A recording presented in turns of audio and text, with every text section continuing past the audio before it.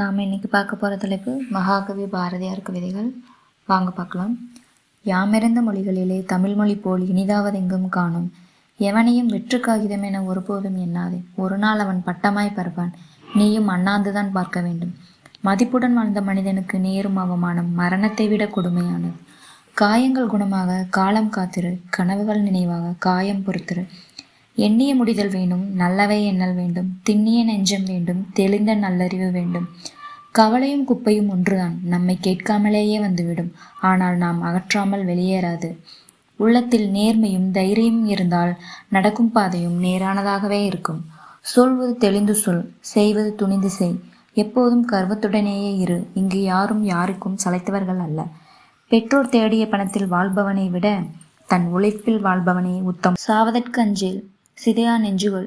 செய்வது துணிந்து செய், செய்கையில் பொருளுணர். சொல்வது தெளிந்து சொல், நுனியளவு செல். நூலினை பகுத்துணர், நேர்பட பேசு.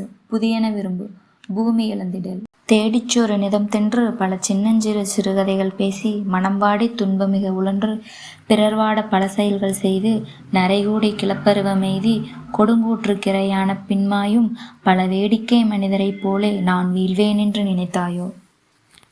இந்த கவிதை உங்களுக்கு பிடிச்சிருந்துச்சுன்னா லைக் பண்ணுங்கள், சப்ஸ்கிரைப் பண்ணுங்கள் அண்ட் சப்போர்ட் பண்ணுங்கள். நன்றி.